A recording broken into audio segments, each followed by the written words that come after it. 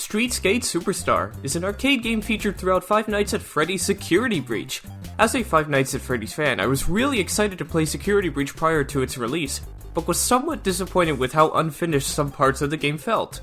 One thing that stuck out to me was the fact that not all of the arcade machines were playable. Yeah, I know that's a bit crazy to expect, but I was kinda hoping they would be. And yes, I definitely know of Princess Quest and Balloon World, but I want to play more of them. Like, let me play one of the more wacky arcade games. Wait a second, what if I made these games playable?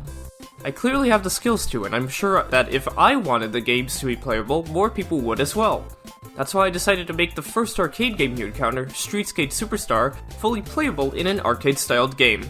I'll be going over exactly how I turned what is basically a non-existent game with only a title screen into an actual game, including how I planned it, how I made game concepts, and ultimately how I programmed it.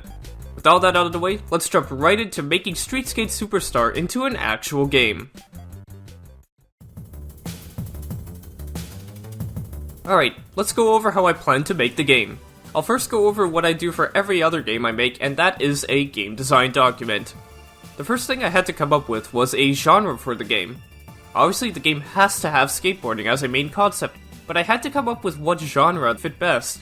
I had to keep in mind, this would be an arcade game, meaning I shouldn't create something insanely complex, but rather something that people can get high scores in and is relatively simple. The only thing I had to go off of was the title screen, so here's what I initially came up with. The first genre I thought of was a multi-laned game.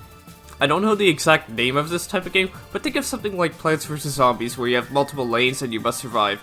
Basically, you would play as Glamrock Freddy and move between lanes and dodge enemies, collect power-ups, basically just survive for as long as possible. As time goes on, the enemies would speed up and it would become more difficult. This idea was alright, but I really wasn't feeling it with this. However, the second genre I came up with was much better in my opinion. The second genre I ended up with was Endless Runner. Popular examples of these include Temple Run, the Chrome Dinosaur game, and Jetpack Joyride. Essentially, this game would be a one-button game, meaning you would just press one button to play. I decided that Freddy would be on one side of the screen, and you would press space to jump. Platforms would come in from the right, and you'd have to jump over gaps to move on. Fall into a gap, it's game over. I love this concept because it fit right in with the arcade theme it needed, and it would be easy to expand on this idea and add more concepts to it. Next, I had to design what the game would look like. Luckily, Security Breach provides an actual title screen for this game, so I decided I should recreate it to the best of my ability. It gives what Freddy should look like exactly, what the background should be, and any other elements as well, like the buildings and the sun. So with that in mind, I designed some more mechanics. Besides the basic endless running mechanics like having the platforms move, speed increasing, and getting a game over, I wanted this runner to have a bit more flair to it. First off, I designed two types of power-ups. Considering this is a Freddy game, I decided that the power-up should just be a basic pizza and a soda. The pizza is very straightforward. If you touch it, it would give you a lot of points. At the same time, it would move across the screen, which would force the player to plan their jumps accordingly so they could get it without dying. The soda, on the other hand, would actually increase the speed of the game. But wait, is there any benefit to speeding up the game? Of course there is. The faster the game, the more points you earn. So if you wanted to stick with the default speed at the start, it might take a while to get a higher score. If you speed up the game, you get more points. It's a risk-reward type scenario. I also decided that the game should speed up naturally to make it a bit more difficult, but it'd be much faster if you collect the soda.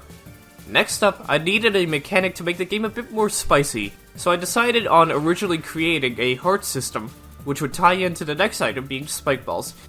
Spike balls would spawn like any other item, but upon touching one it would make you lose a heart. Lose all 3 hearts and it's game over. Falling into a pit basically is the same as touching 3 spike balls. With those mechanics decided, I basically had a complete gameplay loop, so I decided it was time to actually make the game. Alrighty, let's get on to how I actually made the game.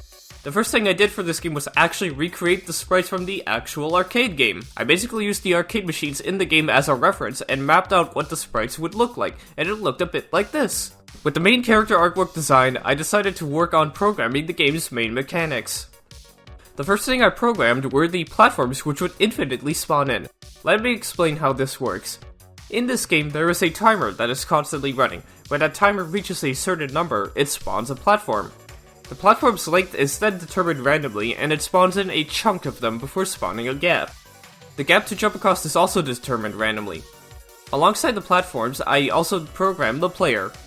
Basically, this would be a one-button game as explained before, where all you had to do was jump across gaps. This would make it easy enough for any player to get into it. Jumping over gaps sounds easy, but you may be thinking, how does the game determine the size of the gaps to cross? Essentially, this is tied to the speed variable. The gaps should always be crossable if you time your jumps correctly. And I tested a lot of various scenarios in case a gap was unjumpable. Here's what the first build looked like. On the left, there's what is essentially the starting speed, and on the right is a really fast test I did. Also, I added a ghosting trail effect for Freddy as I thought that this looked neat and gave a sense of real speediness. With that out of the way, the main mechanic was complete, so I worked on more of the graphics for the game. First, I created a countdown. Similar to Midnight Motorist, the countdown would start from 3, and when it hits go, the actual game would begin. This was just to make the game feel a bit more natural in terms of transitioning between the frames. Next up, I programmed the scoring mechanic. As highlighted earlier, based on your current speed, a number would be added to your score. So the higher the speed, the higher the score you'll end up getting. Next up, I worked on more of the graphics for the game, and this included a basic platform, and the buildings, and the sun for the background. These were all relatively simple to make, and I just made them move depending on your current speed.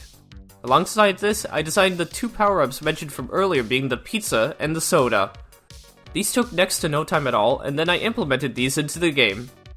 As mentioned before, these would spawn from one side, and upon successfully grabbing a pizza, it would give you some bonus points, and grabbing the soda would speed up the game. One mechanic I actually cut during development were the spike balls in the heart system. Assets do exist for them, and here's what that looked like. I cut these out because it actually felt really unfair. They would spawn at random times and would essentially force you to take a hit if you're moving really fast, so I just decided to cut them. I think this was ultimately for the better, as this is a game more about skill and timing. The other items are a bonus, but almost forcing you to get hit was not fun at all and felt really bad. After this, I designed a title screen, how to play screen, and a game over screen.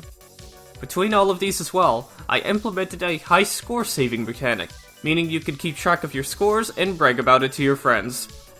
In terms of other things added to this game, all sounds were created in BFXR, a free and open source sound effects app, and the music is taken just from Freddy in Space 2 and Fnaf 6. And with the music implemented, the game was complete, so I worked on some final touches. The next thing I did was actually making it work for both HTML and Android. Yep, you heard me right. A lot of people really enjoyed Crowbar Collector Neo being on mobile, so going forth, I'll at least be attempting to make Android ports of the games I make. Considering this game is a one-button one, it works perfectly as I can simply replace the clicking / pressing the spacebar with just tapping on the screen. It was perfect to port it to mobile. Alongside this, HTML was very easy to do, and alongside this, the Windows version is also touch compatible. Essentially, anyone can play this game, and that's what I want to try to do in the future as well. Alongside this, I designed the game's icon, which is just a clip of Freddy's head on a blue background. After this, I designed the game's itch.io page and uploaded all the builds to it. And with that, everything was complete.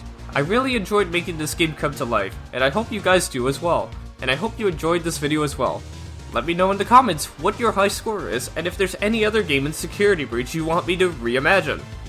As always, thanks for watching everyone, and I'll see you in the next one.